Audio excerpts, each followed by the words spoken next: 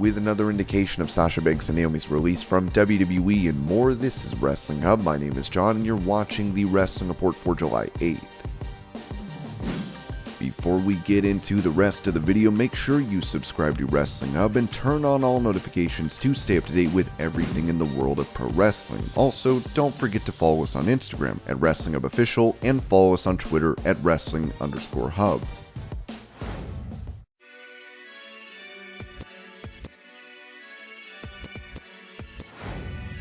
While many are under the impression from reports that WWE is focused on collegiate athletes with their next in line program as opposed to independent wrestlers, that's exactly who they want at their next tryout according to Dave Meltzer. While the idea is still to recruit good-looking college or other athletes and train them to be wrestlers, they have contacted some indie talent for tryouts in Nashville over Summerslam week.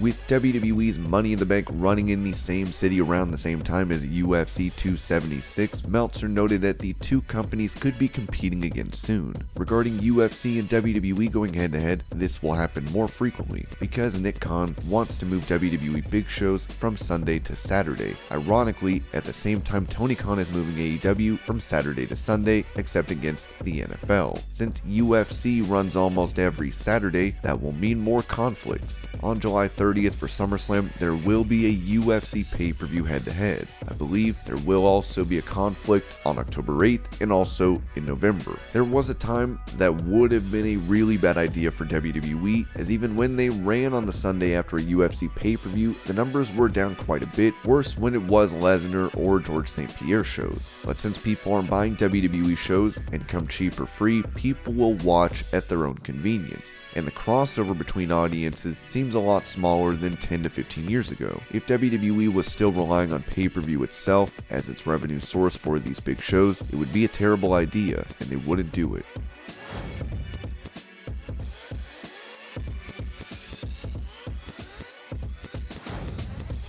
WWE recently put the Nature Boy Ric Flair back into their opening video package, which Flair responded online with his gratitude. Talking about why this occurred, the Observer noted, Ric Flair was put back in the TV show open. The belief is that whatever heat they'd have gotten after Dark Side of the Ring aired and they took him off is done. They had already worked with him on the WWE heel show as well, so they were back on good terms. So it was just a matter of when WWE felt the negativity toward him had totally blown over.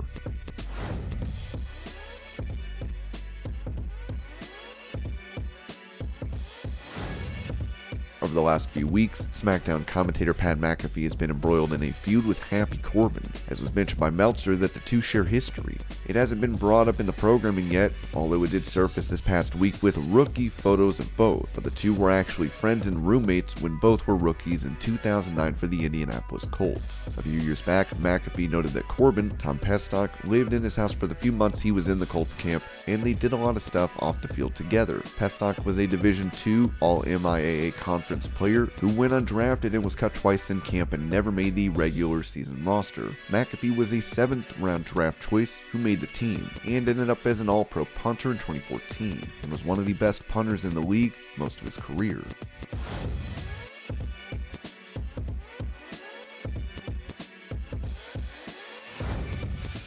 Speaking on his podcast about suffering from blood clots last year, Chris Jericho explained how serious the situation was. Alright, so as the title of the show states, after Tony Khan kind of let the cat out of the bag a few weeks ago, I did have what is called a pulmonary embolism back in December 7th, I believe, of 2021, and I found this out when I was in London, England. Now, a pulmonary embolism basically means blood clots in your lungs, and that's what I had. A whole bunch of them, which are now pretty much gone. All of them are gone, which is great to hear.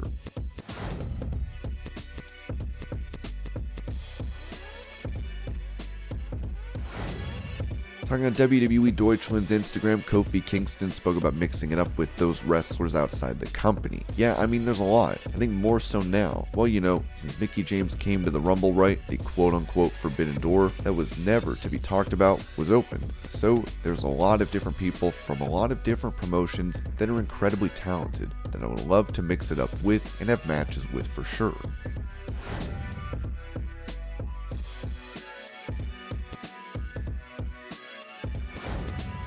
with former AEW champion Kenny Omega out of action recovering from injuries and recently saying if he suffers another setback like this, he'll retire. Jim Cornette blamed Omega's style for his numerous injuries. Maybe he should have thought of that before he started doing all the goofy stuff, where he dives out of the ring like a whooping crane and just lands willy-nilly wherever, and all this other stuff. I genuinely do not wish that he should injure himself. I just think he should take this time off to reflect on his profession and get a new one, so that we don't have to watch him anymore.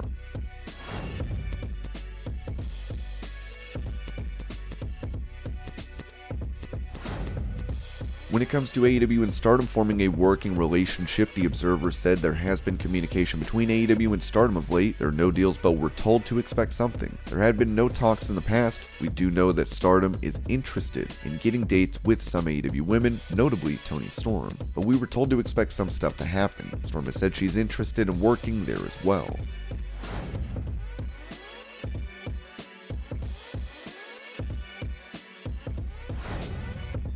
Despite the two going back and forth online and coming face to face on Raw prior to Money in the Bank, it seems John Cena and Theory will not be facing off at Summerslam according to Meltzer. Lashley vs. Theory for the US title is already official for the show, so the John Cena vs. Theory match is out, and that would almost surely mean no Cena, since he's not advertised on any television shows. Cena vs. Theory was teased for some point down the line last week.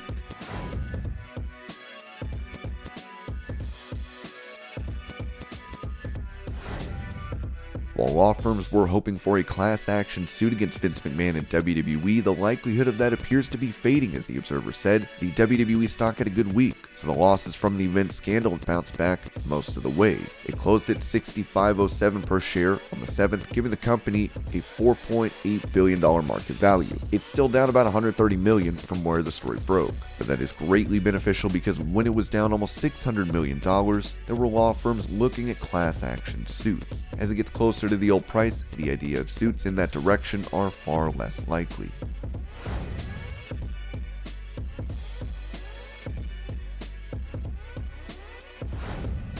While the WWE investigation into hush money payments against Vince McMahon began with knowledge, a female paralegal that was hired in 2019 was paid $3 million to sign an NDA and given a 100% increase in salary after only 1 year. Now, according to the Wall Street Journal, Vince McMahon has paid $12 million to 4 women, formerly affiliated with WWE over the last 16 years, with the thought that these were all done to keep them quiet on any sexual misconduct. Specifically, McMahon paid $7.5 million to a former wrestler who accused him of coercing her into oral sex. With her reportedly demoted after that, McMahon allowed her contract to expire in 2005, as she supposedly resisted additional encounters. The wrestler with an attorney apparently approached McMahon in 2018 for a settlement. For a separate case, a WWE contractor showed McMahon unsolicited nude photos, which he agreed to pay $1 million for. In 2006, another female employee was paid an additional $1 million to keep a sexual relationship quiet. It remains to be seen what the findings of the board mean for WWE. Vince has already stepped down as chairman and CEO, and Stephanie McMahon may end up sticking around as the official chairwoman and CEO of the company.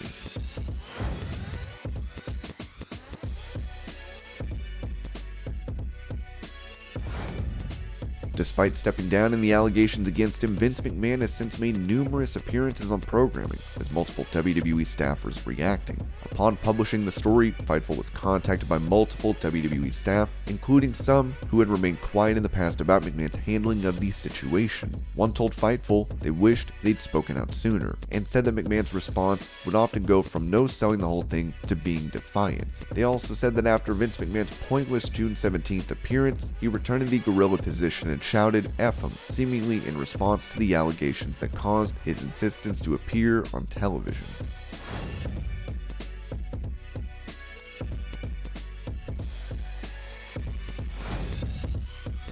It was also noted that WWE employees had a feeling more bad news was coming with this recent development. When the initial Wall Street Journal story emerged, a former talent contacted Fightful, and they said of at least one major story would come out in the coming weeks, but didn't feel comfortable identifying these stories specifically. They confirmed to Fightful this morning it was tied to the former talent who gained a $7.5 million agreement. McMahon's behavior was heavily rumored among the writing team based on those that we spoke to, though we didn't hear if elements of coercion and NDAs holidays were well known. One former writer we spoke to said that McMahon's relationships would be a half-joking excuse as to why he'd be late to meetings before TV. WWE has also released a response, with PW Insider obtaining it. The Wall Street Journal has published a second story with expanded details on its initial WWE report last month. We want to reiterate that we and our board of directors take these allegations seriously. We've been cooperating fully with the investigation led by our board of directors and will continue to do so until its conclusion. Please note that upon its conclusion, WWE leadership will make itself available to answer any question you may have. Thank you.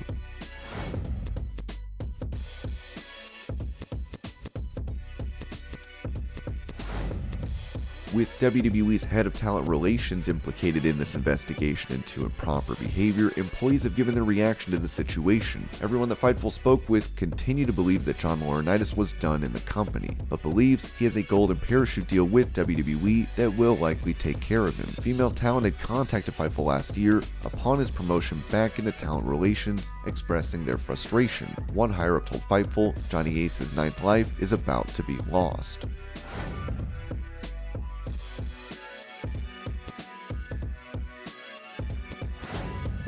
It was initially reported by Raj Giri about a month back that Sasha Banks and Naomi had been released from WWE a little while after their walkout from Raw. Yesterday, PW Insider confirmed the two were no longer listed on the company's internal roster, with Fightful adding Sasha Banks and Naomi disappeared from other internal rosters as far back as weeks ago. However, nobody that we've heard from on WWE's digital end has been prompted to remove them from the official website's roster. There was an instance where someone was instructed to edit a Sasha Banks related sign from the crowd in the WWE photo gallery. While there is still no official statement from WWE or even Banks and Naomi, the former champions have updated their Instagram profiles. They listed themselves as professional wrestlers as opposed to WWE superstars. WWE also recently edited Sasha Banks out of Paige's Greatest Moments video, where she returned to interrupt a match between Banks and Mickie James to introduce Absolution, but only James can be seen. Sasha Banks has not yet been removed from the Superstars banner on WWE.com, so hopefully we can get some clarity on this situation.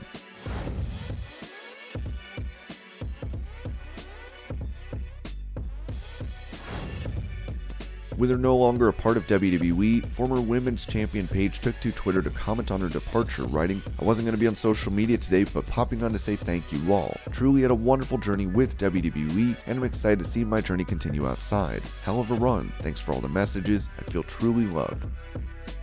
And this was your Pro Wrestling News Update. I hope you're all having a great day. Thank you so much for watching, and I'll see you later.